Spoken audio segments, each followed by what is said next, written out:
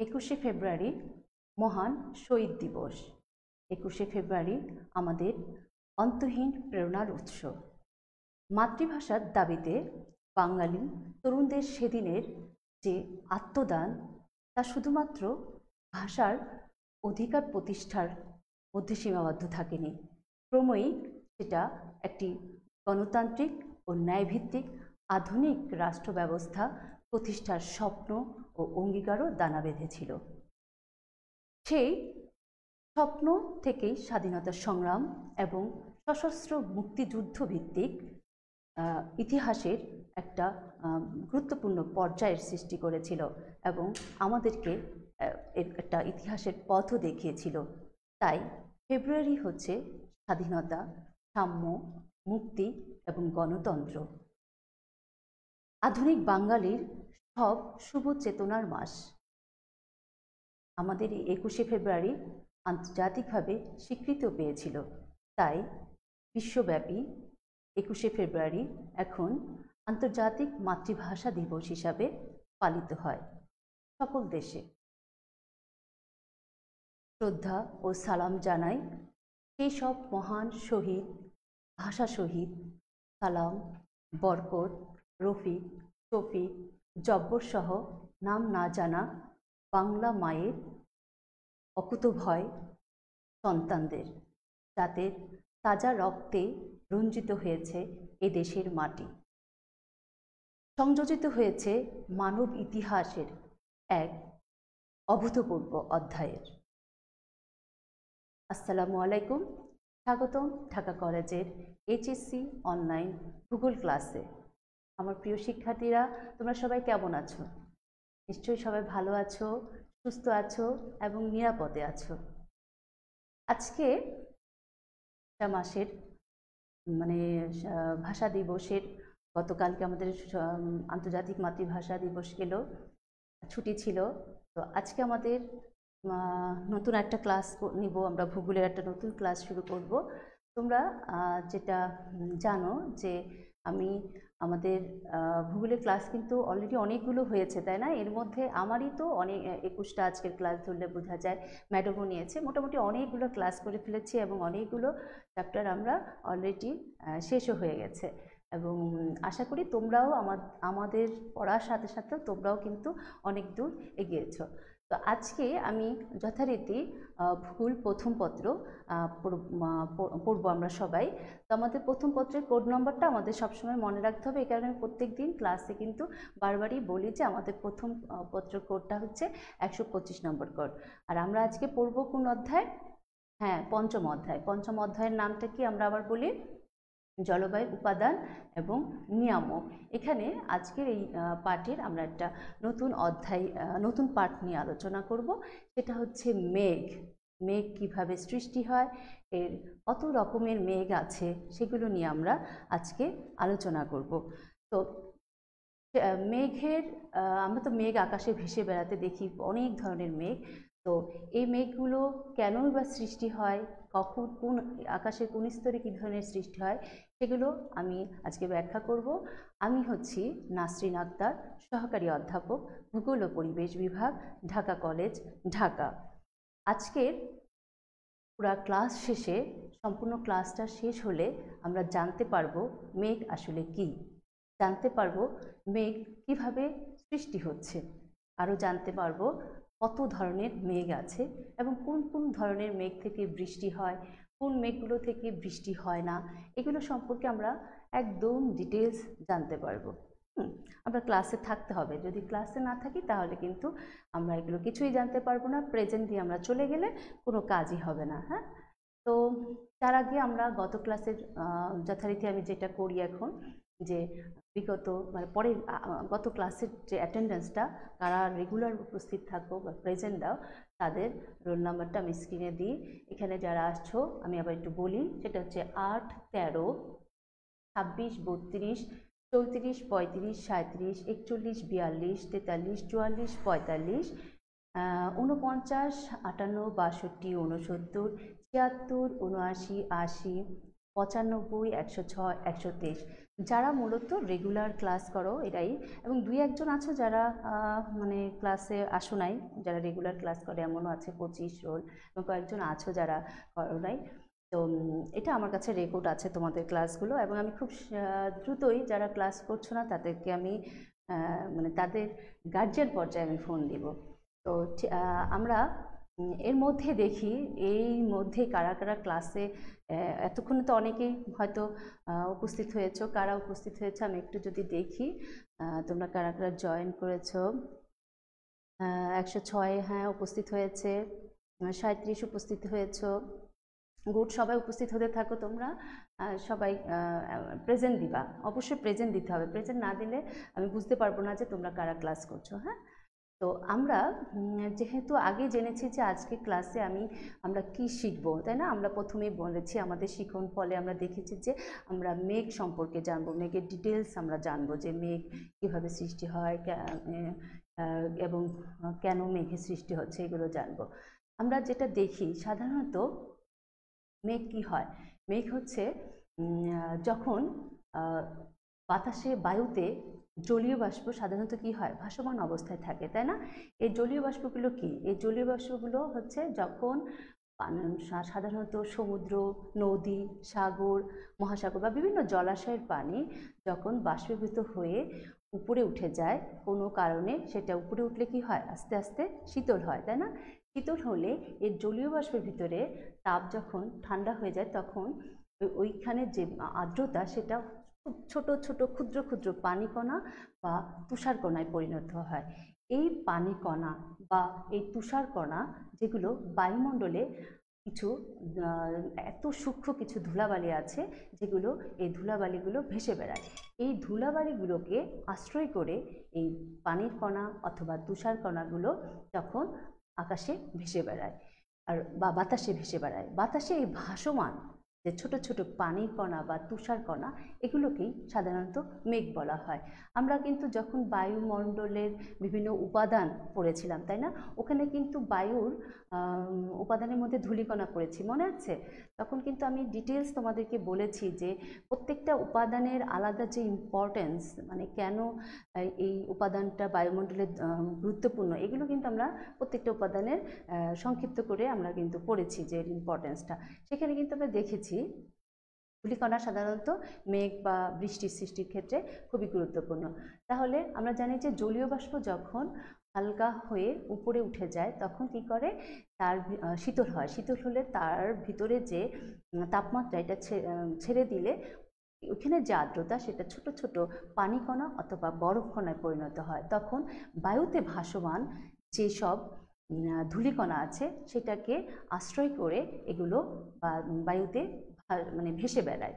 আর এই যে বাতাসে বা বায়ুতে ভাসমান এই যে ছোট ছোট পানিকণার বা বরফকণার যে সমষ্টি বা তুষারকণার যে সমষ্টি, এগুলোই হচ্ছে মেঘ।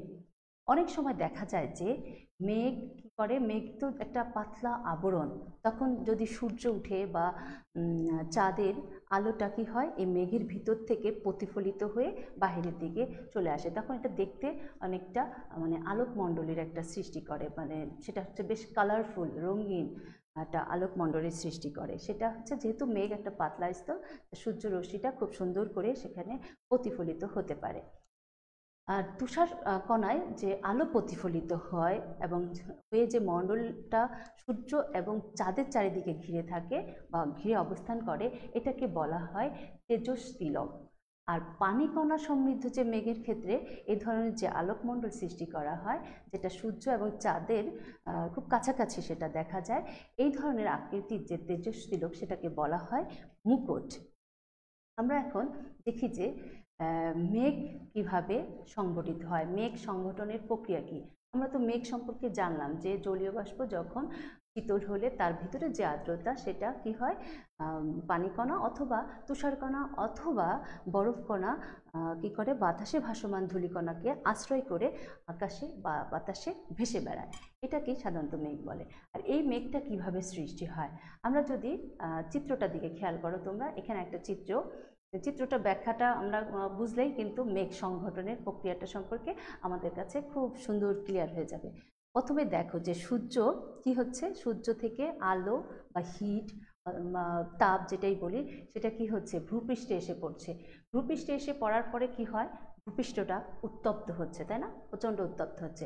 আর ভূপৃষ্ঠ যখন উত্তপ্ত হবে, এই যে সবুজ যে ভূপৃষ্ঠটা, তার সংলগ্ন যে বাতাসটা, একদম ভূপৃষ্ঠ সংলগ্ন যে বাতাসটা, এই বাতাসটা কি হবে, তার সাথে সাথে উত্তপ্ত হয়ে যাবে।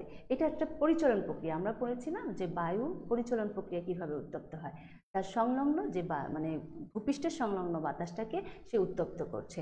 তখন উত্তপ্ত হলে সে কি হবে, প্রসারিত হবে এবং হালকা হবে, তখন সে আরেকটু উপরে উঠে যাবে। আরেকটু উপরে উঠলে সেই জায়গাটাও সে উত্তপ্ত থাকবে। এভাবে বায়ু যত বেশি উত্তপ্ত হবে তত বেশি হালকা হবে, মানে যত বায়ু উষ্ণ হবে তত হালকা হবে, এবং হালকা হলে বায়ু আস্তে আস্তে উপরের দিকে উঠতে থাকবে। উপরের দিকে উঠলে আমরা কি জানি, বায়ু যখন আস্তে আস্তে উপরের দিকে উঠে তখন কি হবে, বায়ুটা শীতল হবে, ঠান্ডা হবে। আর বায়ু যখন যত উপরের দিকে উঠতে থাকে তখন কি হবে, ঠান্ডা হলে কি হয়, জলীয় বাষ্পগুলো তখন পানি কণা অথবা তুষার কণায়, যে আমরা সবুজ রঙের যেটা দেখছো, যে জায়গাটা, এটা আস্তে আস্তে শীতল হচ্ছে। আর এখানে যে ডট ডট বিন্দুগুলো তোমরা চিত্রে দেখতে পাচ্ছ, সেই ডট ডট বিন্দুটা দিয়ে কি বোঝানো হচ্ছে, যে এটা জলীয় বাষ্পগুলো শীতল হওয়ার কারণে সেখানে আস্তে আস্তে পানি কণা এবং বরফ কণার সৃষ্টি হচ্ছে। যত এটা উপরে উঠছে ততই এটা শীতল হচ্ছে, এবং জলীয় বাষ্পের ভিতর থেকে যে সুপ্ত তাপ সেটা ছেড়ে দিচ্ছে। আর শীতল হওয়ার কারণে পানির কণার পরিমাণ বা তুষার কণার পরিমাণ আস্তে আস্তে বাড়ছে। তখন এটা আরও উপরে উঠে বায়ুতে ভাসমান যে ধূলিকণাগুলো আছে, ছোট ছোট সূক্ষ্ম সূক্ষ্ম ধূলিকণা, যেটা সবসময় ভেসে বেড়ায় বাতাসে, প্রচুর ধূলিকণা ভেসে বেড়ায়। এই ধূলিকণাগুলোকে এই জলীয় বাষ্প বা পানি কণা বা তুষার কণাগুলো কি করে, এগুলোকে ঘিরে এটা আস্তে আস্তে ভাসতে থাকে, এক জায়গা থেকে আরেক জায়গায় ভেসে যায়। যখন একটা পানিবিন্দু আরেকটা পানিবিন্দুর সাথে একটার সাথে একটা সংযোগের কারণে অনেক সময় পানিবিন্দুগুলো আস্তে আস্তে বড় হয়ে যায়। যখন বড় হয়ে যায় এবং বড় হলে কি হবে, তার ওজনটা কিন্তু মানে বেড়ে যাবে। ওজন বেড়ে গেলে তখন কিন্তু বাতাসে এই মেঘটা আর ভেসে বেড়াতে পারে না। তার কারণ মাধ্যাকর্ষণ শক্তি কিন্তু সবসময় তার ভূপৃষ্ঠ তার দিকে যে কোনো পদার্থকে টানতে থাকে। তখন মেঘের ক্ষেত্রেও যখন মেঘের এই বিন্দুগুলো বড় বড় আকার হয়ে যায়, তখন সে আর ভেসে বেড়াতে পারে না, তখন বৃষ্টি রূপে আমাদের ভূপৃষ্ঠে চলে আসে। এটা হচ্ছে বৃষ্টি। আমরা পরবর্তী ক্লাসে বৃষ্টিপাত যখন পড়বো তখন আমরা আর কি বৃষ্টিপাত সম্পর্কে জানবো। এখন যেহেতু মেঘ পড়ছে, আমরা মেঘ পর্যন্তই থাকবো, কিভাবে মেঘটা ঘনীভবন হয়ে মানে যে ছোট ছোট বিন্দুগুলা একটু ঘনীভূত হয়ে ধুলাবালিকে আশ্রয় করে যে ভেসে বেড়ায়, এটা তো ঘনীভবন। এইভাবে এটা কি হয়, মেঘের আকারে আকাশের এই মাথা থেকে ও মাথা, এক প্রান্ত থেকে এক প্রান্ত ভেসে বেড়ায়। এভাবেই মূলত মেঘের সংঘটন হয়। তাহলে আমরা দেখছি যে সূর্যরশ্মি থেকেই মূলত বাষ্পীভবন হচ্ছে। বাষ্পীভবন হচ্ছে কিভাবে, যে বিভিন্ন পানি রাশি থেকেও যেমন বাষ্পীভবন হয়। এখানেও একটা চিত্র তোমরা লক্ষ্য করলে দেখো, যে সূর্যরশ্মি থেকে ভূপৃষ্ঠ থেকে তো বাষ্পীভবন হয়, আবার আমরা তো জানি সাগর মহাসাগর এগুলো থেকে অধিক পরিমাণে পানি বাষ্পীভূত হয়ে উপরে আর্দ্র বাতাস, উপরে যে কনডেনসেশন হচ্ছে। যে এই চিত্রটা যদি দেখো, এখানে একটা চিত্র দেখছো, যে এই চিত্রতেও একটা কিভাবে ক্লাউড ফর্মেশন বা মেঘ ফর্মেশন হচ্ছে, সেটা যখন এখান দিয়ে হয়ে সেটা আবার বৃষ্টি হয়ে এদিক দিয়ে মানে আসছে। তো এইভাবে শুধুমাত্র যে নদী নালা পানি থেকে যে বাষ্পীভবন হয় তা না, গাছপালা থেকেও কিন্তু বাষ্পী প্রচ্ছেদন হচ্ছে প্রতিনিয়ত। এভাবে ইভাপোরেশন, ট্রান্সপিরেশন হতে থাকছে, এবং এগুলো উপরে উঠে কনডেনসেশন হচ্ছে এবং মেঘের সৃষ্টি হচ্ছে। মূলত এইসব প্রক্রিয়ায় এইভাবেই প্রতিনিয়ত আকাশে মেঘের সৃষ্টি হচ্ছে। তো এখন আমরা দেখব যে এতক্ষণ তো দেখলাম যে মেঘ কি, মেঘের সংঘটনের প্রক্রিয়া কি, এটা সম্পর্কে জানলাম। এখন দেখব যে মেঘ কত রকমের আছে। তোমরা যদি আকাশে খেয়াল করো, কত ধরনের মেঘ দেখো না, নাকি সবগুলো মেঘকে একরকম লাগে? নিশ্চয়ই না, এক একটা মেঘের চেহারা কিন্তু একরকম। যদি তোমাদের কেউ এভাবে খেয়াল না করো, আজকে থেকে আকাশে খেয়াল করবে যে এক একটা মেঘের চেহারা এক এক রকম, এবং মেঘ দেখে বুঝতে পারবা। আজকের ক্লাসের পরে অবশ্যই আমার যারা ভূগোলের ছাত্র, তারা কিন্তু বুঝতে পারবা কোন মেঘ থেকে বৃষ্টিপাত হবে এবং কোন মেঘে বৃষ্টিপাত হবে না, তাই না? আজকের ক্লাসে আমরা বুঝে ফেলবো। তো এই যে আকাশে এত ধরনের মেঘ দেখি, এগুলো কে বিভিন্নভাবে ক্লাসিফিকেশন করেছেন। এগুলোর আকার, আকৃতি, বর্ণ, তারপরে এগুলোর উপরে যে আলোর যে প্রতিফলন, প্রতিসরণ, বিভিন্ন কিছু বৈশিষ্ট্যের উপর ভিত্তি করে মেঘকে বিভিন্নভাবে শ্রেণীবিভাগ করেছে। বিশেষ করে বিশ্ব আবহাওয়া সংস্থা, যেটা ওয়ার্ল্ড মেট্রোলজিক্যাল অর্গানাইজেশন, তারা মূলত মেঘকে 10টি ভাগে ক্লাসিফিকেশন করেছেন। তবে আমরা আজকে ওই 10টি ক্লাসিফিকেশন ওইভাবে না করে এগুলোকে একটা মেজর ভাগে ভাগ করব। মেজর কয়েকটা ভাগে ভাগ করে সেই ভাগের ভিতরে কোন কোন ধরনের মেঘগুলো পড়ে সেগুলো আমরা আলোচনা করব। অনেক সময় দেখা যাবে যে একটা মেঘের বৈশিষ্ট্যের সাথে আরেকটা মেঘের বৈশিষ্ট্য অনেকটা মিলে যায়, কাছাকাছি হয়। আসলে অত নিখুঁতভাবে তো আসলে ক্লাসিফিকেশন করা যায় না, এজন্য আমাদেরকে একটু মোটামুটি একটা ধারণা পাওয়া যায়, এটা ওরকমভাবেই আমরা আসলে করব। তো এই যে 10টা ক্লাসিফিকেশনকে বোঝার সুবিধার জন্য মেঘের একটা উচ্চতা আছে, বিভিন্ন উচ্চতায় বিভিন্ন রকমের মেঘগুলো অবস্থান করে। সেই উচ্চতা অনুযায়ী সকল যত ধরনের মেঘ এক একজন এক একভাবে ক্লাসিফিকেশন করবে, তো যার কারণে সকল ধরনের মেঘকে 4টা মেজর ক্যাটাগরিতে ভাগ করা হয়েছে। এই 4টা মেজর ক্যাটাগরি কি কি সেটা যদি আমরা দেখি, প্রথমে হবে যে ঊর্ধ্ব মেঘ, মানে হাই অল্টিটিউডের মেঘ, যেটা অনেক উপরে, আকাশের একদম উপরের দিকে যে মেঘগুলো থাকে। একটা হচ্ছে যে মধ্যম উচ্চতায় যে মেঘটা থাকবে, একটা হচ্ছে নিচের স্তরের, মানে আমাদের ভূপৃষ্ঠের কাছাকাছি স্তরে যে মেঘগুলো থাকে। আরেকটা হচ্ছে যে মানে কিছু আছে যে একদম ভূপৃষ্ঠ থেকে আকাশের ঊর্ধ্ব স্তর পর্যন্ত উলম্বভাবে বিস্তার করে, এই ধরনের মেঘও আছে। আমরা এগুলো সবগুলোই মানে এগুলোর ভিতরে কি কি ধরনের মেঘ আছে সেগুলো নিয়ে আমরা ডিটেলস আলোচনা করব। দেখো এখানে একটা চিত্র দেখো, এটা হচ্ছে মেঘের বিভিন্ন রকমের, এটা একটা আর্টের মতো চিত্রটা, যে আকাশের বিভিন্ন স্তরে বিভিন্ন রকমের মেঘের ছবি দেখা যাচ্ছে। এখানেও দেখো, এখানে একটা উচ্চতা অনুসারে মেঘের ক্লাসিফিকেশন করা হয়েছে। নিচে এই জায়গাটা দেওয়া হয়েছে যে নিম্ন স্তরের মেঘ, তারপরে মধ্য স্তরের, তারপরে হচ্ছে উচ্চ স্তরের মেঘ।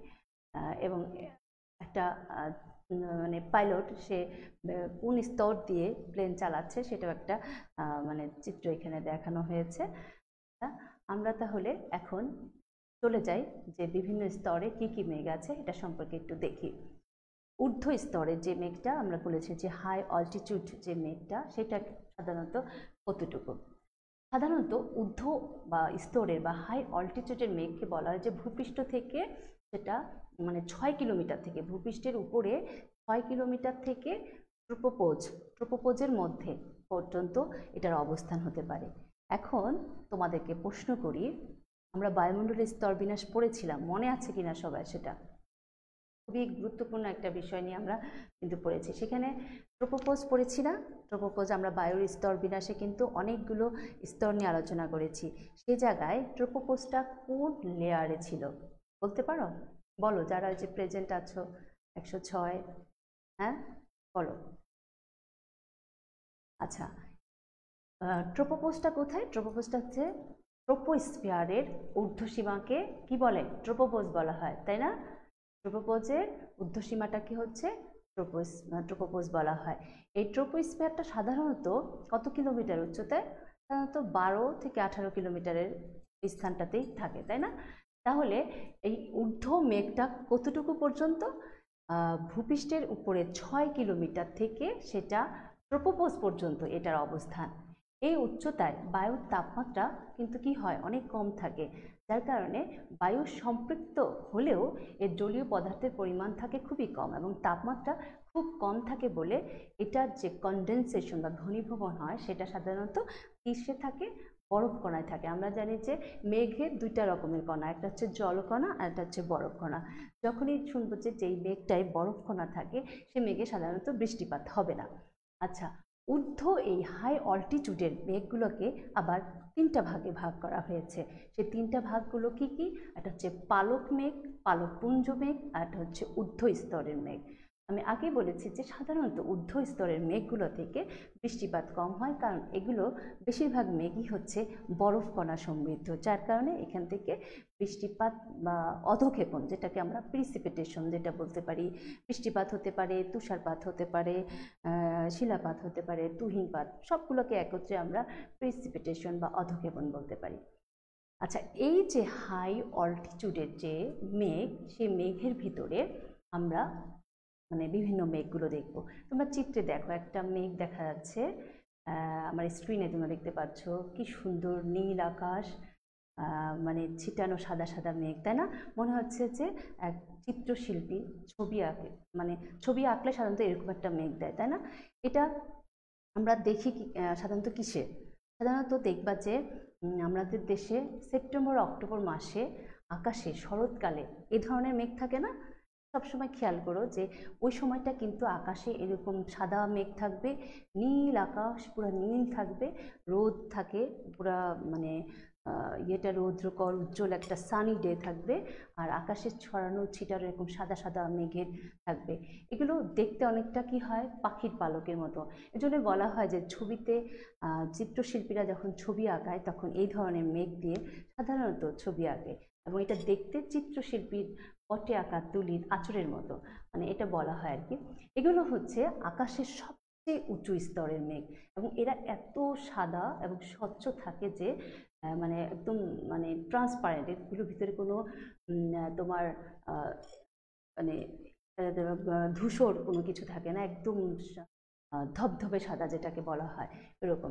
এসব মেঘ যখন আকাশে থাকে তখন এগুলো বিচ্ছিন্ন বা অবিস্তীর্ণভাবে, মানে অবিন্যস্তভাবে এগুলো সাধারণত অবস্থান করে।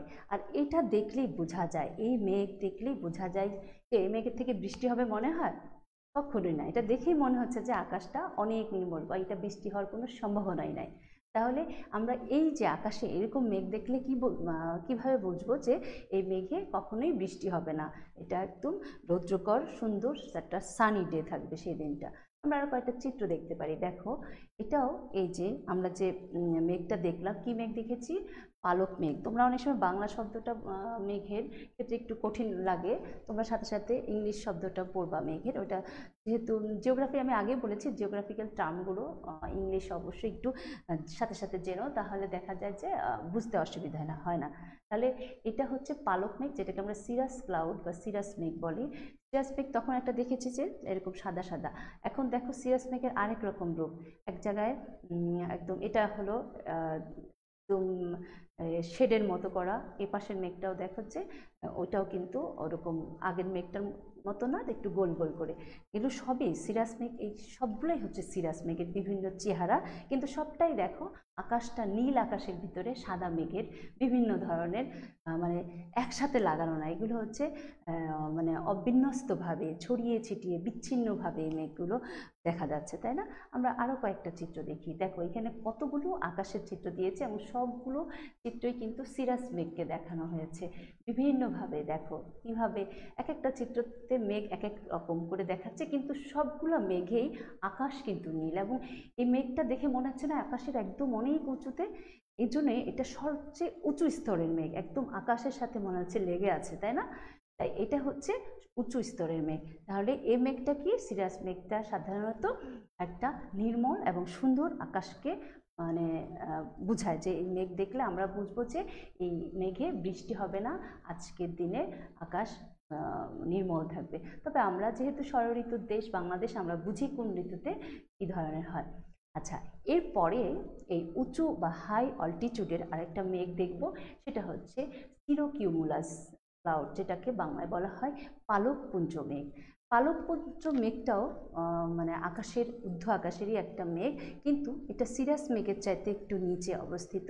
এগুলো দেখতে অনেকটা তুলার মতো, মানে তুলা যখন তোমরা বালিশের দোকানে বা তুলার দোকানে দেখো, তুলা যখন খুলে রাখে তখন উঁচু উঁচু হয়ে পড়ে থাকে, তাই না? এক জায়গায় ইয়ে হয়ে থাকে, এগুলো দেখতে অনেকটা তুলার মতো। আর এইগুলো সাধারণত সূর্যাস্ত যখন হয়, তোমরা প্রায় সময় খেয়াল করো আকাশে 3টা 4টার দিকে অথবা 5টার দিকে যে মেঘগুলা, এখানে সূর্য অস্ত যাওয়ার সময় কিছু মেঘ, যে চিত্রে তোমরা যেরকম দেখছো এরকম কিন্তু আমরা আকাশে প্রায়ই দেখি, তাই না? একটা অরেঞ্জ কালারের মানে এক সাইড দিয়ে আলো আসছে এবং আস্তে আস্তে সেটা কালারটা লাইট হচ্ছে। তো এরকম ধরনের যে মানে প্রতিফলন দেখা যায় এই কিসের সিরোকিউমুলাস মেঘে বা পালকপুঞ্জ মেঘে সাধারণত সূর্যের আলোটা ঠিক এভাবে প্রতিফলন করে এবং আকাশটাকে তখন এইরকম দেখায়। এটার আমরা আরও কয়েকটা চিত্র দেখলে তোমরা বুঝতে পারবা যে এই মেঘগুলো আমরা দেখেছি না? তোমরা যদি খেয়াল করে থাকো যে আমরা এই ধরনের মেঘ কিন্তু আকাশে মাঝে মাঝে দেখি। এইটাও কিন্তু সাধারণত এইসব মেঘেও বৃষ্টিপাত হয় না এবং উচ্চ স্থানের এইসব মেঘগুলো। আচ্ছা, আরেকটা আছে একদম ঊর্ধ্ব স্তর মেঘ, যেটা সিরো স্ট্রাটাস ক্লাউড বলা হয়। এগুলো সেই পালকপুঞ্জ মেঘেরই নিচে এই মেঘটার অবস্থান। এই ধরনের মেঘও সাদা এবং হালকা ও স্বচ্ছ হয়ে থাকে। এইসব মেঘের মধ্যে যেটা বরফ কণার মধ্যে দিয়ে যদি সূর্যের আলো অথবা চাঁদের আলোগুলো যখন মানে রিফ্লেক্ট করে, তখন দেখা যায় যে বিভিন্ন রকমের বর্ণালী সৃষ্টি করে। সাধারণত এই ধরনের মেঘ দেখলে বা এই আকাশে এরকম মেঘের একটা চিত্র দেখলে আমরা বুঝতে পারি যে পরে মানে ঘূর্ণিঝড় হবে বা ঘূর্ণিঝড়ের নর্মালি আগে দিয়ে সাধারণত এই ধরনের মেঘ দেখা যায়। দেখো, আমরা যদি দেখি অনেকটা এই চিত্রটাতে দেখো যে একটা বর্ণালী দেখতে পাচ্ছি, তাই না? তারপরে ওই চিত্রটাতেও কিন্তু মানে মেঘের চারিপাশ থেকে একটা হালকা মানে রংধনুর মতো বর্ণালী দেখছি। তো এগুলো সাধারণত যখন ঘূর্ণিঝড় হয় বা ঘূর্ণিঝড়ের আগে দিয়ে সাধারণত এই ধরনের মেঘের দেখা যায় সূর্যের মাঝখানে। এরপরে দেখি যে আমরা এতক্ষণ পড়েছি ঊর্ধ্ব আকাশের, একেবারে উপরের দিকে আকাশে যে মেঘগুলো থাকে সাধারণত এখান থেকে বৃষ্টিপাত খুব কম হয়ে থাকে বা হয় না আর কি, যেহেতু বরফ কণা দিয়ে সৃষ্টি। আমরা এখন দেখব যে মধ্যম উচ্চতায় যে মেঘগুলো মানে মিড অল্টিটিউডের যে মেঘ, সেই মেঘগুলো কি। সাধারণত আমরা জানি কি ঊর্ধ্ব স্তরের মেঘের উচ্চতা কত বলেছি, 6 কিলোমিটার থেকে কত ট্রোপোপজ সীমা পর্যন্ত। তার মানে প্রায় 6 কিলোমিটার থেকে ট্রোপোপজের সীমা আমরা 12 থেকে 18 কিলোমিটার পর্যন্ত জানি। তাহলে ওই ঊর্ধ্ব স্তরের মেঘগুলো ঠিক ওই 6 থেকে 18 কিলোমিটার ধরলাম, সর্বোচ্চ 18 কিলোমিটারের মধ্যে থাকে।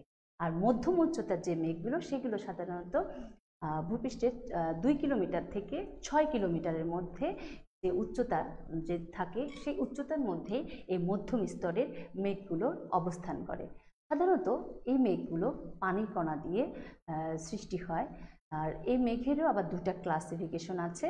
মধ্যম স্তরে দুই ধরনের মেঘ দেখা যায়, সেটা হচ্ছে উন্মেষপুঞ্জ মেঘ, আরটা হচ্ছে উন্মেষ স্তর মেঘ। এই মেঘগুলো থেকে, যেহেতু এটা জলকণা সমৃদ্ধ মেঘ, এই মেঘের থেকে কিন্তু মাঝে মাঝে বৃষ্টিপাত বা যে কোনো প্রিসিপিটেশন হতে পারে। এখানেও আমরা দেখছি যে বিভিন্নভাবে মেঘের বিভিন্ন রকম চিত্র। এখন দেখি যে এই উন্মেষপুঞ্জ মেঘ বা অল্টোকিউমুলাস মেঘ বা ক্লাউড, এটা দেখো চিত্রে দেখা যাচ্ছে। হ্যাঁ, মেঘটা কেমন করে একদম মানে সারিবদ্ধভাবে সাদা সাদা এটা দেখে কিন্তু মনে হচ্ছে যে এখান থেকে বৃষ্টিপাত হবে না সাধারণত, তাই না? তো এইসব মেঘে সাধারণত যেহেতু জলকণা দিয়ে তৈরি বা পানির কণা দিয়ে তৈরি, এবং এইসব মেঘের তাপমাত্রা যখন বেশ নিচে নেমে যায় তখন এইসব মেঘের পানিকণা এবং বরফকণার মিশ্রণ একসাথে দেখা যায়, এবং এগুলো থেকে কখনো কখনো মাঝে মাঝে কি হয়, বৃষ্টি মানে কিছু বৃষ্টিপাত হতে পারে। তবে এই বৃষ্টিপাতগুলো যে মানে ভূপৃষ্ঠে এসে সবসময় কিন্তু পৌঁছায় না। দেখা যায় যে মধ্যম আকাশে বা মধ্য উচ্চতায় বা 2 থেকে 6 কিলোমিটার উচ্চতায় এই মেঘগুলো থেকে যদি কখনো বৃষ্টিপাত হয়, সেটা ভূপৃষ্ঠে আসার আগে বায়ুমণ্ডলে এটা বাষ্পীভূত হয়ে যায়, যার কারণে এখানে বৃষ্টিটা খুব সামান্য বা ইলশেগুড়ি টাইপের হয়, যার কারণে এখানে পৃথিবীর মানে ভূপৃষ্ঠে এসে এটা পৌঁছায় না। এই মেঘ সাধারণত একটু সাদা, তবে একটু মাঝে মাঝে একটু ধূসর থাকতে পারে, আর একটু মসৃণ গুচ্ছে মানে গুচ্ছ গুচ্ছ আকৃতি। তোমরা এখানে চিত্রে দেখছো যে একটু এক জায়গায় মানে গুচ্ছ গুচ্ছ হয়ে পুরা মেঘটা হয়ে আছে, এবং আকাশে সেটা দেখা যায় যে ঢেউয়ের মতো দেখা যায়। এই মেঘটা দেখে কিন্তু আমরা আপাত দৃষ্টিতে কিন্তু কি মনে করছি যে এই মেঘটাতে বৃষ্টি হয় না, কারণ আমাদের তো ভূপৃষ্ঠে এসে বৃষ্টিপাতটা এসে পৌঁছায় না, যার কারণে মেঘটা বৃষ্টিপাত হয় না। আরও কয়েকটা দেখো চিত্র, এই চিত্রগুলো দেখেও কিন্তু আমরা বুঝতে পারছি যে এই মেঘগুলো কিন্তু খুব মানে পরিষ্কার স্বচ্ছ একটা ওয়েদারকে রিপ্রেজেন্ট করছে, তাই না? এইগুলো হচ্ছে সব মধ্য স্তরের উন্মেষপুঞ্জ মেঘ। এবার দেখি উন্মেষ স্তরের মেঘ, অল্ট্রোস্ট্রাটাস ক্লাউড, যেটা দেখে মনে হচ্ছে একটা কেমন যেন ধূসর রঙের, আকাশ ছেয়ে গেছে, তাই না? এই ধরনের মেঘগুলো হচ্ছে অল্টো কিউমুলাস মেঘের নিচেই এই মেঘগুলো সাধারণত অবস্থান করে। এগুলো অনেকটা মানে কি হয়, আঁশের মতো অবস্থান করে। এদের বর্ণ আমরা তো আগেই দেখেছি, চিত্রেই বুঝতে পারছি যে এগুলোর বর্ণগুলো কি ধূসর রঙের হয়ে থাকে, এবং অনেক সময় একটু নীলচে টাইপের ধূসর হয়, কারণ নীল আকাশের একটা রিফ্লেক্ট আসে। আর অল্টো কিউমুলাস মেঘের মতো এইসব মেঘ থেকেও বৃষ্টিপাত হতে পারে। সে একই রকম বৃষ্টিপাত কখন সবসময় পৃথিবীতে এসে যে পৌঁছায় তা কিন্তু নয়, মাঝে মাঝে আসতে পারে কিন্তু সবসময় আসে না। আর এগুলো মেঘের তলদেশে কী হয়, ঝালর, চেনো, ঝালরের মতো এগুলো ঝুলে থাকে। এজন্য এগুলো হচ্ছে উন্মেষ স্তর মেঘ। এই যে আরও কিছু মেঘ যদি দেখো, দেখো এই মেঘ, এই পরের মেঘটাকে দেখো ঝালরের মতো ঝুলে আছে, তাই না, এই মেঘগুলো।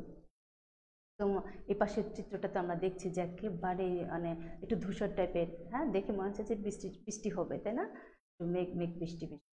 আচ্ছা, এগুলো মধ্য উচ্চতার মেঘ আমরা এতক্ষণ পড়েছি। আমরা তাহলে উচ্চ স্তরের মেঘ এবং মধ্য স্তরের মেঘ জেনেছি। এখন আমরা দেখব যে নিচের স্তরের মেঘগুলো কি, মানে লো অল্টিটিউডের। লো অল্টিটিউডটা তাহলে কি হবে, সাধারণত ভূপৃষ্ঠ থেকে 2 কিলোমিটারের মধ্যে যে মেঘগুলো আকাশে ভেসে বেড়ায়, যেটা আমরা সাধারণত পাহাড়ে উঠলে ধরতে পারি, তাই না, এই মেঘগুলোকে বলা হচ্ছে নিচের স্তরের মেঘ। এই গোত্রের মেঘগুলো পুরো সম্পূর্ণভাবে পানির কণাগুলো দিয়ে গঠিত। তবে মধ্য এবং উচ্চ অক্ষাংশে কিছু জায়গা আছে, সেখানে এই মানে অক্ষাংশে যেখানে ঠান্ডা বা অনেক শীত থাকে, সেখানে কিন্তু মেঘগুলো বরফ কণা দিয়ে বা তুষার কণাও সেসব মেঘের ভিতরে থাকতে পারে। তবে নর্মালি এগুলো বেশিরভাগই পানির কণা দিয়ে হয়ে থাকে। এই মেঘগুলোর 3 শ্রেণীর মেঘ দেখা যায়। একটা হচ্ছে স্তরপুঞ্জ মেঘ বা স্তূপ মেঘ বলা হয়ে থাকে, একটা হচ্ছে বর্ষণ মেঘ, আর একটা হচ্ছে স্তর মেঘ। আমরা এগুলো ডিটেলস একটা একটা করে দেখি। আমি বিভিন্ন রকম চিত্র দিয়েছি তোমাদেরকে বোঝার সুবিধার জন্য। এখন আমরা চলে আসি স্ট্রাটোকিউমুলাস ক্লাউড, যেটাকে স্তরপুঞ্জ মেঘ বলা হয়। এই ধরনের মেঘ হচ্ছে সাধারণত 1 থেকে 2 কিলোমিটার উচ্চতায়। এই মেঘগুলো কি হয়, স্তূপাকারে সারিবদ্ধভাবে অবস্থান করে। দেখো, দেখে মনে হচ্ছে না মেঘের একটা পাহাড়, তাই না? এই মেঘগুলো কিন্তু আমরা প্রায়ই দেখি আকাশে, দেখো না, প্রায় এটা মনে পড়ে যে এরকম আকাশের দিকে তাকালে মনে হচ্ছে মেঘের পাহাড়। আমার তো আগে যখন ছোট ছিলাম এই মেঘগুলো দেখলে মনে হতো আমি এই মেঘের পাহাড়ে যাই, মানে খুব ভালো লাগতো এই মেঘগুলো দেখতে। এটা বড় হওয়ার পরে বুঝতে পেরেছি এই মেঘটার নাম হচ্ছে স্ট্রাটোকিউমুলাস মেঘ। তো এই বর্ণ, মানে এই মেঘের বর্ণগুলো সাধারণত ধূসর হয় এবং গাঢ় ছাই রঙের হয়। কখনো কখনো এই মেঘকে অনেকটা অল্ট্রাস্ট্রাটাস মেঘের মতো দেখা যায়। এই মেঘ থেকে খুব কমই বৃষ্টিপাত হয়, হলেও সেটা খুব বেশি বৃষ্টি হয় না, কারণ এই মেঘটা আসলে সূর্যের আলোটা এই মেঘের উপরে পড়ে একদম পাহাড়ের মতো করে দেখতে। মেঘটাকে দেখলে বোঝা যায় যে মেঘ থেকে সাধারণত বৃষ্টিপাত হবে না, মানে খুব কম ক্ষেত্রে বৃষ্টিপাত হতে দেখা যায়। এগুলো আকাশে ভেসে বেড়ায় এবং এত দ্রুত ভেসে এক প্রান্ত থেকে, এক জায়গা থেকে আরেক জায়গায় এই মেঘগুলো বাতাসে উড়িয়ে বেড়ায়। একদম তোমরা আকাশে খেয়াল করলে দেখতে পারবা যে এরকম তুলার মতো এক দলা বাতাসে চলে যায়, কিছুক্ষণ পরে আরেকটা দলা আসে। হ্যাঁ, তোমরা খেয়াল করেছো কি না আকাশে কখনো? যদি খেয়াল করো, দেখো, সাধারণত ছাদে উঠলে আনমনে কেউ থাকলে সাধারণত আকাশের দিকে তাকায়, তাছাড়া কেউ আসলে তাকায় না। তো যাই হোক, এটা হচ্ছে সেই মেঘ। আমরা আরেকটা মেঘ দেখি যে বর্ষণ মেঘ, যেটাকে বলা হচ্ছে নিম্বাস বা নিম্বো স্ট্রাটাস। এটা নাম দেখে এবং এই মেঘটার দিকে তাকায়, দেখো যে কেমন মেঘটা, তাই না? মনে হচ্ছে যে এই মেঘে তো এই আকাশে যদি এই মেঘ দেখি আমরা কিন্তু তাহলে একা বের হব না, কি নিব, সাথে ছাতা অথবা রেইনকোট। তোমরা অবশ্য এখনকার ছেলেরা ছাতা নিয়ে বেরই হও না, কিন্তু এই মেঘটা দেখলে আমার বের হতে হবে, আমি নিশ্চিত এই মেঘ থেকে বৃষ্টিপাত হবে। এবং এই শ্রেণীর মেঘগুলো সাধারণত নিচের দিকে অবস্থান করে এবং এগুলো খুব ঘন কালো বর্ণের হয়ে থাকে। আর এই মেঘগুলো থেকে কন্টিনিউয়াস বৃষ্টি হতে থাকে, মানে অবিরাম সেটা বৃষ্টি হবে। সেটা খুব বেশি যে বৃষ্টি হবে তা কিন্তু না, ঝিরঝির বৃষ্টি হতে থাকবে। আমাদের দেশে কোন ঋতুতে এরকম হয়, বৃষ্টি কন্টিনিউয়াস হতে থাকে, বৃষ্টি হচ্ছে, থামাথামির কোনো নাম নেই।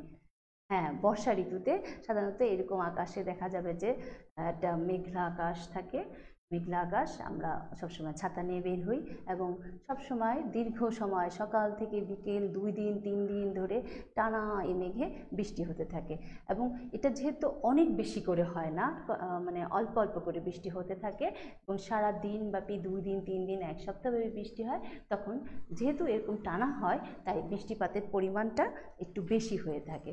এর জন্য এই এই মেঘটার নাম দেওয়া হয়েছে বর্ষণ মেঘ, যেটাকে আমরা বলি নিম্বাস অথবা নিম্বো স্টার্টার্স মেঘ।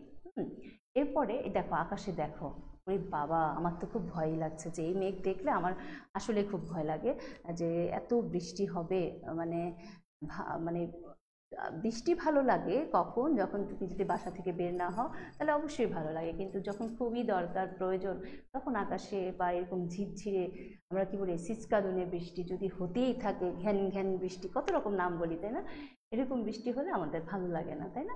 তো এই যে এই মেঘগুলো দেখো আকাশে এরকম ভাবে থাকে, তোমরা এইসব মেঘ দেখেছো তাই না? দূর মাঠের ওই পারে এরকম মেঘ, বাবা আমার তো মনে হচ্ছে এখনই বৃষ্টি হবে দেখে মনে হচ্ছে। আচ্ছা, এরপরে দেখি স্ট্রাটাস মেঘ, ওরে বাবা একদম আকাশ ছেয়ে গেছে মেঘে, তাই না? চিত্রটা দেখো, পুরো আকাশ একদম ছাই রঙে ছেয়ে গেছে। এই ধরনের মেঘ ভূপৃষ্ঠের খুব নিকটতম একটা মেঘ, এগুলো একদম মানে আকাশে বিন্যস্তভাবে থাকে, একেবারে মানে ছেয়ে থাকে। এই ধরনের মেঘগুলো কি হয়, যারা হলো পর্বতে উঠে পর্বতারোহী বলা হয় তারা, অথবা যারা বিমান চালায় পাইলট, তাদের জন্য এই মেঘটা খুবই বিপজ্জনক হয়। সাধারণত এই মেঘের সময় পাইলটদের বিমান চালাতে অনেক সমস্যা হয়, বা যারা পর্বতারোহী তাদের জন্য এটা অনেক বিপজ্জনক হয়ে থাকে এই ধরনের মেঘে।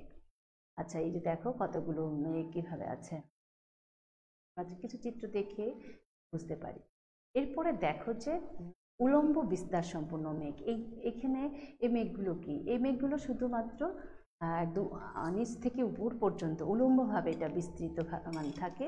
এসব মেঘ পুরো আকাশে ছেয়ে থাকে না, একটা অংশে থাকে আবার আরেকটা অংশে থাকে না। আমরা অনেক সময় বলি না যে ফার্মগেটে দেখে আসলাম বৃষ্টি হচ্ছে, আর এখানে তো রাস্তা পুরো ঢাকা কলেজে একদম শুকনা ড্রাই, আর এখানে কোনো বৃষ্টিই নাই, এরকম হয় না? তোমরা যে কোনো জেলায় বা যেখানে থাকো, এক জায়গা থেকে আরেক জায়গায় আসলে দেখো যে একদম শুকনা, মনে হয় যে কোনো কিছু হয়েছেই বলে মনে হয় না, আর যেখানে ছিল সেখানে একদম হয়তো ভেসে গেছে। তো এইগুলো হচ্ছে এরকম মেঘ যে এটা পুরো আকাশ ছেয়ে থাকবে না, কিছু কিছু জায়গায় একদম নিচ থেকে উপর পর্যন্ত বিচ্ছিন্নভাবে এই মেঘগুলো থাকে, অবস্থান করে। এটার আবার দুই ধরনের আছে, এগুলো হচ্ছে পুঞ্জ মেঘ, আর একটা বলা হয় যে ঝড়পুঞ্জ মেঘ। আমরা এই দুটা একটু দেখি এইগুলো কেমন মেঘ। এগুলো পুঞ্জ মেঘ, যেটা কিউমুলাস মেঘ, এই ধরনের মেঘগুলো সাধারণত যে তুলার মতো, তুলা যেরকম জায়গায় জায়গায় এরকম থাকে, স্তরে স্তরে এগুলো থাকে এবং বাতাসে এগুলো সুন্দর ভেসে বেড়ায়। এদের গভীরতা মূলত 50 মিটার থেকে 1000 মিটার পর্যন্ত হয়ে থাকে। এবং এই মেঘগুলো আমরা চিত্র দেখে বোঝা যাচ্ছে যে নীল আকাশ সাদা মেঘ, তার মানে বৃষ্টি হবে না, তাহলে কি হবে, নির্মল আকাশ, একদম সানি ডে, এখানে কোনো বৃষ্টি হওয়ার সম্ভাবনাই নেই। আচ্ছা, এই দেখো এই মেঘটা কি বৃষ্টি হওয়ার সম্ভাবনা আছে? আমরা দেখে বুঝতে পারছি এই মেঘে বৃষ্টি হবে না এটা। আর এইটা দেখো কিউমুলোনিম্বাস, এটা দেখে মনে হচ্ছে যে ঝড় এলো, তুমি রাস্তা থেকে বাসায় আসার আগেই তোমাকে ঝড়ে ধরে ফেলবে, মানে ঝড় বৃষ্টি ধরে ফেলবে। এ ধরনের মেঘগুলো হচ্ছে খুবই ঘন, কালো এবং বিশাল আকারে পাহাড়ের মতো উঁচু হয়ে থাকে এই মেঘগুলো। এদের গভীরতা সাধারণত ভূপৃষ্ঠ থেকে আধা কিলোমিটার পর্যন্ত হয়ে থাকে এবং কোনো কোনো ক্ষেত্রে এটা একদম ট্রপোপোজ পর্যন্ত চলে যায়। আর এখানে পশ্চিমা বায়ুর প্রভাবে এই মেঘগুলো সাধারণত পূর্ব দিকে বিস্তৃত হয়ে থাকে। আমরা এই মেঘের কিছু চিত্র দেখি, দেখো থান্ডারস্টর্ম একটা চিত্র দেখো, এখানে বজ্রপাত হচ্ছে, কালো মেঘ একদম নিচের থেকে পাহাড়ের মতো উঁচু হয়ে আছে। আমরা এই মেঘগুলো কিন্তু পরিচিত, দেখেছি না আমরা, আমাদের দেশে কখন হয়? হ্যাঁ, আমাদের দেশে মানে বৈশাখ মাসে। আর দেখবে পয়লা বৈশাখে সবসময় এরকম ধরনের একটা সারাদিন তোমরা তো ঘুরে ফিরে বেড়াও, সন্ধ্যার দিকে কিন্তু এরকম একটা আকাশ কালো হয়ে অন্ধকার হয়ে বজ্রসহ বৃষ্টিপাত হয়। এই মেঘে সাধারণত এরকমভাবে বৃষ্টিপাত হয়, প্রচণ্ড ঝড় হবে, প্রচণ্ড বাতাস থাকবে, সাথে বজ্রপাত হবে এবং সাথে মুষলধারে প্রচুর পরিমাণে বৃষ্টিপাত হবে এবং অনেক ক্ষেত্রে এই বৃষ্টিগুলো থেকে শিলা বা বরফখণ্ড পড়তে দেখা যায়। এগুলোকে মানে আমরা অনেক সময় আমাদের দেশে শিলাবৃষ্টি বলে থাকি, তাই না? এই যে দেখো আরেকটা চিত্র দেখো, এই মেঘগুলো দেখলেই আমরা বুঝি যে ঝড় আসছে, তাই না? একদম এটার একটা বৈশিষ্ট্য আছে এই মেঘগুলো নর্মালি একদম বিকেলের দিকে হয়। সারাদিন সূর্য তাপে প্রচণ্ড গরম থাকবে সেদিন, মানে সূর্য তাপও থাকবে, আকাশ কিন্তু নির্মল দেখা যাবে সারাদিনে। কিন্তু তোমার যত বেলা বাড়তে থাকবে বা 3টা-4টার দিকে এই মেঘগুলো আকাশে তোমার ঘনীভূত হতে থাকে 3টা-4টার দিকে, এবং দেখা যাচ্ছে 5টার দিকে এবং খুব দ্রুত মানে আধা ঘন্টার মধ্যেই পুরো আকাশ অন্ধকার হয়ে যাবে, সাথে খুব দ্রুত ঝড় শুরু হবে এবং প্রচণ্ড বাতাস পারলে উড়িয়ে নিয়ে যায় এরকম বাতাস, এবং এত বজ্রপাত হবে, এত বৃষ্টি হবে যে কয়েক মিনিটে সব লণ্ডভণ্ড হয়ে যায়। তো এইগুলোকে বাংলাদেশে কালবৈশাখী ঝড় বলা হয়ে থাকে। আমাদের দেশে বাংলা বৈশাখ চৈত্র মাস, যেটা আমরা সাধারণত এপ্রিল-মে মাসের দিকে, এপ্রিল মাসেই সাধারণত বৃষ্টিটা হয়। মে মাস তো একেবারেই ড্রাই থাকে, প্রচণ্ড গরম থাকে আমাদের দেশে। তো সাধারণত এই সময় এই মেঘগুলো থেকে এখান থেকে বৃষ্টিপাত হয়ে থাকে। তো আমাদের আরও একটা চিত্র দেখো, এটাও তোমাদের পরিচিত একটা মেঘের চিত্র। এরকম মেঘগুলো আমরা দেখেছি। তো আজকে আমরা কিন্তু অনেকগুলো মেঘের ছবি দেখেছি এবং সবগুলো মেঘ দেখে আমরা বলতে পারবো, তাই না? এখন বলতে পারবো না যে আকাশের দিকে তাকালে কোন মেঘে বৃষ্টিপাত হবে, কোন মেঘে বৃষ্টি হবে না, বা কোনটা নিম্ন স্তরের মেঘ, কোনটা উঁচু স্তরের, কোনটা মধ্য স্তরের মেঘ। হ্যাঁ, এগুলো কিন্তু আমরা চিত্রটা দেখে মোটামুটি একটা ধারণা তো পেয়েছি, তাই না? আগে আমরা যে এইভাবে হয়তো আমরা মেঘটা কখনোই দেখি নাই। হ্যাঁ, আজকে ক্লাসের পরে আমরা একটু মেঘটাকে একটু ভালোভাবে দেখেছি এবং এরপরে আকাশের দিকে তাকালে কিন্তু আমরা একটু মেঘটাকে দেখে বুঝতে পারবো যে এটা আচ্ছা সিরাস, এটা কিউমুলোনিম্বাস, বা এটা অল্ট্রোস্ট্রাটাস, তাই না? এগুলো কিন্তু আমরা জানবো। তো আমাদের এই একদিনের ক্লাসে তো আর আসলে বা একবার ক্লাস করলেই আমরা সব কিছু জানতে পারবো তা কিন্তু না, আমাদেরকে বারবার পড়তে হবে। মানে প্রত্যেকটা লেসনই, যে ক্লাসটাই আমি করি না কেন, আমরা পড়াচ্ছি, পড়িয়ে দিচ্ছি, কিন্তু মেমোরাইজ করতে হবে তোমাকে। মানে মানে শেষ যে গোলটা, মানে জালে গোলটা তোমাকেই দিতে হবে। এ কারণে তোমাকে ভালো করে পড়তে হবে। আমরা যখন কোনো সমস্যা হলো আমাদের কাছে জানলে আমরা সেটা বলে দিতে পারবো, এবং তোমাদেরকে যতটুকু পারা মানে চেষ্টা করি, যেহেতু অনলাইন ক্লাস তোমরা সামনে কোশ্চেন করতে পারছো না, কিন্তু তোমাদেরকে পড়ানোর ক্ষেত্রে আমি মনে করি যে কোনো রকমের মানে তোমাদের অসুবিধা হওয়ার কথা না, কারণ তোমাদেরকে অনলাইনে কিন্তু অনেক ডিটেলসভাবে পড়ানো হচ্ছে এবং অনেক সুন্দরভাবে পড়ানো হচ্ছে। আমি মনে করি তোমরা নিজেরাও স্কুল জীবন শেষ করে আসছো, স্কুলে পড়ে আসছো, দেখা যায় যে ক্লাসে তোমরা 70-80 জন বা 100 জন, 110-20 জন থাকো, সেখানে যদি 5 জনও কথা বলো ক্লাসে, কিন্তু যে সাইলেন্সটা এটা নষ্ট হয়ে যায়, নীরবতাটা নষ্ট হয়ে যায়, তখন কিন্তু অনেকে যেটা বোঝার চেষ্টা করো তারা পারো না। এবং এত বড় একটা ক্লাসরুম একজন মানে তোমরা সবাই যদি কোঅপারেশন না করো তাহলে কিন্তু হয় না। কিন্তু অনলাইনে তোমাকে কেউ ডিস্টার্ব করছে না, তুমি তোমার মতো তোমার বাসায় পড়াটা শিখছো। এজন্য আমি মনে করি এই যে করোনা কিন্তু আমাদের মানে যে অনেক ক্ষতি করেছে, বাট আমাদেরকে অনেক কিছু দিয়েও গিয়েছে। বিশেষ করে তোমাদের অনলাইনের এই সুন্দর পড়ার সিস্টেমটা করোনায় দিয়ে গেছে। তোমরা চাইলে একটা লেসন না বুঝলে আবার রিপিট করবা, আবার ভিডিওটা দেখবা, বই তো সামনে আছে, পড়তে পারবা। এখন দরকার শুধু তোমার সদিচ্ছা। ভালো থেকো, সুস্থ থেকো। আগামী দিন ইনশাল্লাহ তোমাদের সাথে আবার দেখা হবে। আল্লাহ হাফেজ, আসসালামু আলাইকুম।